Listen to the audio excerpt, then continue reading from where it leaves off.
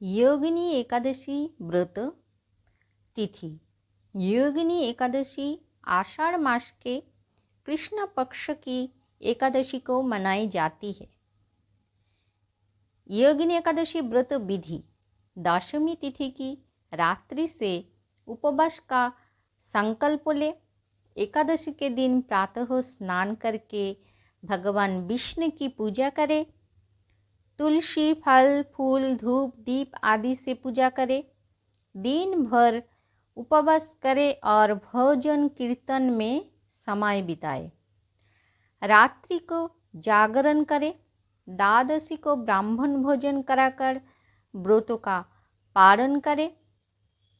योगिनी एकादशी व्रत कथा: प्राचीन काल में अलकापुरी नामक नगरी में कुबेर नामक राजा राज्य करता था। राजा कुबेर भगवान शिव का परम भक्त था। उसके दरबार में हेममाली नामक एक यक्ष फूलों की सेवा में नियुक्त था।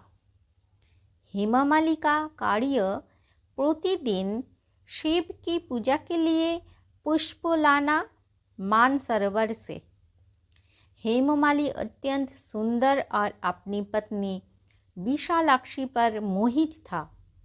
एक दिन हेममाली अपनी पत्नी के साथ रमन करने में मग्न हो गया और अपनी सेवा भूल गया।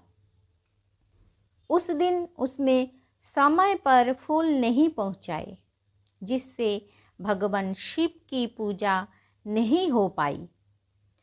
कुबेर को जब ये बात पता चली तो वो अत्यंत क्रोधित हो गया। कुबेर ने हेममाली का शाप दिया, हे पापी, तू अपने कर्तव्य से विमुख होकर कामवश अपनी पत्नी में रत रहा है, अतः तू कुष्ठ रोग से ग्रस्त होकर मृत्यु लोक में निवास करेगा। शाप के कारण हेममाली धरती पर आ गिरा और भयंकर कुष्ठ रोग से पीड़ित हो गया। हेममाली जंगलों में भटकता रहा और अत्यंत दुख भोगता रहा।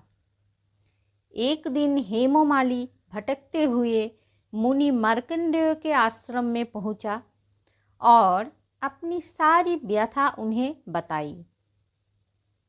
मुनि ने उसकी कथा सुनकर कहा, हे यक्ष, तू योगिनी एकादशी का व्रत कर। इससे तेरे सारे पाप नष्ट होंगे और तुझे पुनः यक्षलोक में स्थान प्राप्त होगा। हेममाली ने विधि पूर्वक योगिनी एकादशी व्रत किया, भगवान विष्णु की आराधना की और शीघ्र ही वो रोग मुक्त हो गया और अपने लोक को लौट गया। योगिनी एकादशी व्रत का फल: योगिनी एकादशी का व्रत करने से मनुष्य को कुष्ठ रोग सहित सभी रोगों से मुक्ति मिलती है, पापों का नाश होता है। ये व्रत मोक्ष प्रदान करने वाला है और अगले जन्म में उत्तम जीवन प्रदान करता है। ये व्रत करने से हजारों ब्राह्मणों को भोजन कराने के बराबर पुण्य प्राप्त होता है।